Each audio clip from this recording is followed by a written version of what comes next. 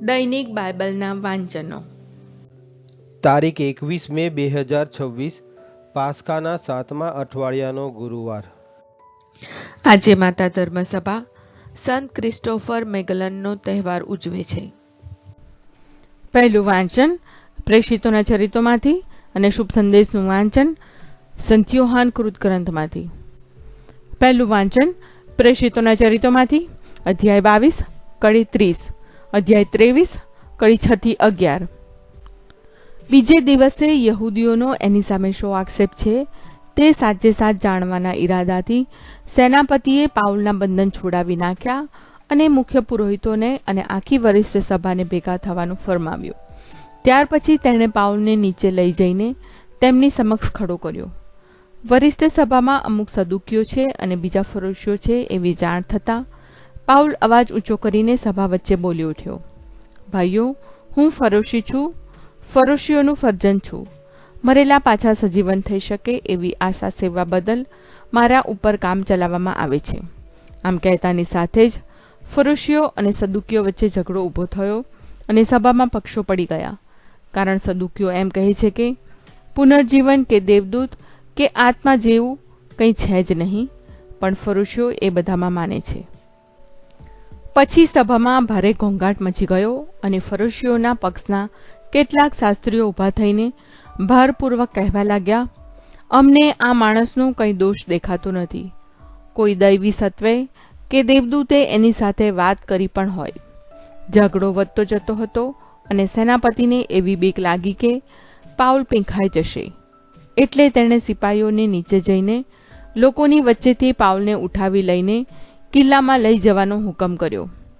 તે રાતે પ્રભુએ પાઉલને દર્શન દઈને કહ્યું, મક્કમ રહેજે, કારણ તે જેમ યરુશાલેમમાં મારે વિશે સત્ય જાહેર કર્યું છે તેમજ તારે રોમમાં પણ કરવાનું છે.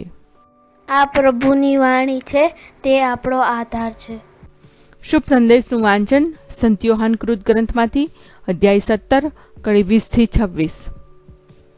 હું કેવળ એમને માટે જ પ્રાર્થના કરું છું એમ નથી, પણ જેઓ એમના ઉપદેશ દ્વારા મારામાં શ્રદ્ધા રાખનાર છે તેમને માટે પણ હું પ્રાર્થના કરું છું કે તેઓ બધા એકરૂપ થાય. જેમ તું પિતા મારામાં વસે છે અને હું તારામાં વસું છું, તેમ તેઓ પણ આપણામાં વસે, જેથી જગતને ખાતરી થાય કે તે જ મને મોકલ્યો છે. તે મને જે મહિમા આપ્યો છે તે મેં એમને આપ્યો છે, જેથી આપણે જેમ એકરૂપ છીએ તેમ તેઓ પણ એકરૂપ થાય. હું એમનામાં વસું જેમ તું મારામાં વસે છે, જેથી તેઓ સંપૂર્ણપણે એકરૂપ બની જાય અને જગતને ખાતરી થાય કે તે જ મને મોકલ્યો છે અને જેમ મારા ઉપર પ્રેમ રાખ્યો છે તેમ એમના ઉપર પણ રાખ્યો છે.